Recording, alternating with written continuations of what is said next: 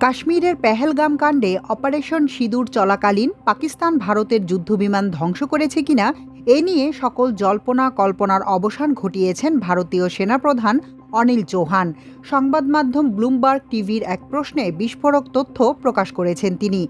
এর পরপরই বিরোধীদের চরম সমালোচনার মুখে পড়ে মোদী সরকার। পেহেলগামে হামলার ঘটনার প্রেক্ষিতে এপ্রিলে ভারত পাকিস্তান উত্তেজনা চরমে পৌঁছায়।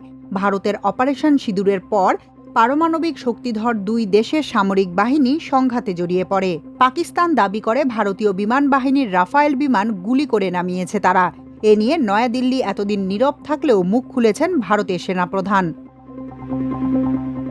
সিঙ্গাপুরে সাংগ্রিলা ডায়ালগে অংশগ্রহণ করার সময় বিদেশি সংবাদ মাধ্যমকে সাক্ষাৎকার দেন অনিল চৌহান। ব্লুমবার্গ টিভির এক প্রশ্নে চৌহান বলেন, অপারেশন সিঁদুর চলাকালীন পাকিস্তানের আঘাতে ভারতের যুদ্ধবিমান ধ্বংস হয়েছে। সেনাপ্রধানকে প্রশ্ন করা হয়, পাকিস্তান কি ভারতের যুদ্ধবিমান ধ্বংস করেছিল? এই প্রশ্নের সরাসরি উত্তর দেননি চৌহান। তিনি বলেন, আমাদের কাছে যুদ্ধবিমান ধ্বংস হওয়া বা তার সংখ্যা গুরুত্বপূর্ণ নয়, কেন সেটা ধ্বংস হলো সেটা গুরুত্বপূর্ণ। সাংবাদিক প্রশ্ন করেন, তার মানে অন্তত একটি ভারতীয় যুদ্ধবিমান পাকিস্তানের হামলায় ধ্বংস হয়েছিল।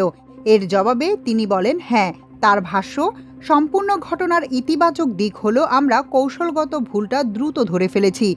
ভুল শুধরে নিয়ে দুদিনের মধ্যে আবারও নতুন কৌশল প্রয়োগ করেছি। ব্লুমবার্গের সাংবাদিক সরাসরি প্রশ্ন করেন, পাকিস্তান দাবি করেছে তাদের হামলায় ভারতের অন্তত 6টি যুদ্ধবিমান ধ্বংস হয়েছে। এটা কি সত্যি? এই প্রশ্নের জবাবে পাকিস্তানের দাবি বাতিল করেন চৌহান। সেনাপ্রধানের মন্তব্য সামনে আসার পর বিরোধীরা নিশানা করেছে মোদী সরকারকে। তারা প্রশ্ন তুলেছে গোপনীয়তা নিয়ে। দেশবাসীকে এই বিষয়ে না জানানোর উদ্দেশ্য নিয়েও সমালোচনা করেছেন তারা।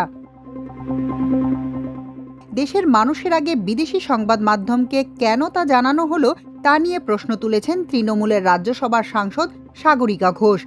তিনি সামাজিক যোগাযোগ মাধ্যমে প্রশ্ন করেন, বিদেশি সংবাদ মাধ্যম কেন প্রথমে এই খবর বের করবে?